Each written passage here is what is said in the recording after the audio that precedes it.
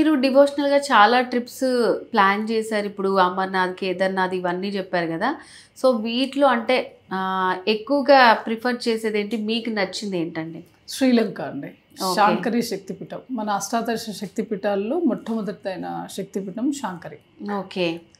Shankari and Ramayana trail. హుహు.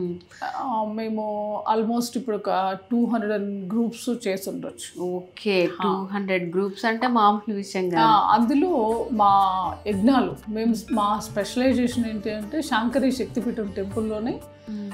యజ్ఞం చేపిస్తాం. హుహు. చండీ హోమం.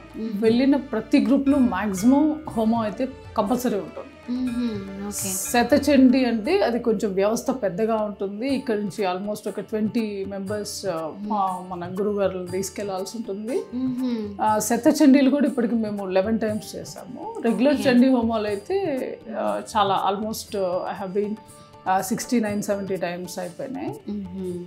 సో అంటే ఇప్పుడు ఈ హోమాలు, పూజలు చేయించుకోవటానికి వెళ్ళే వాళ్ళకి ఏంటంటే సపరేట్ టైమ్స్, డేట్స్ అట్లా ఉంటాయా అండి?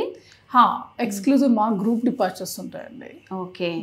మేము ఏ మంత్లో అయితే మాకు కంఫర్ట్గా ఉంటుందో ఆ టైంలో మా గురువు గారులు ఎవరైతే వచ్చే హోమాలు చేసే గురువులు ఎవరైతే ఉన్నారో వాళ్ళ కన్వీనియంట్ టైం చూసి మేము గ్రూప్స్ పెడతాం.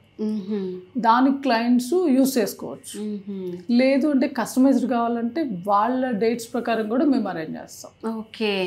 ఇప్పుడు సపోజ్ ఒక ఫ్యామిలీ ఉన్నారు, వాళ్ళకి కస్టమైజ్డ్ కావాలి, వాళ్ళు టైలర్ మేడ్, వాళ్ళకి అరేంజ్ చేస్తాం.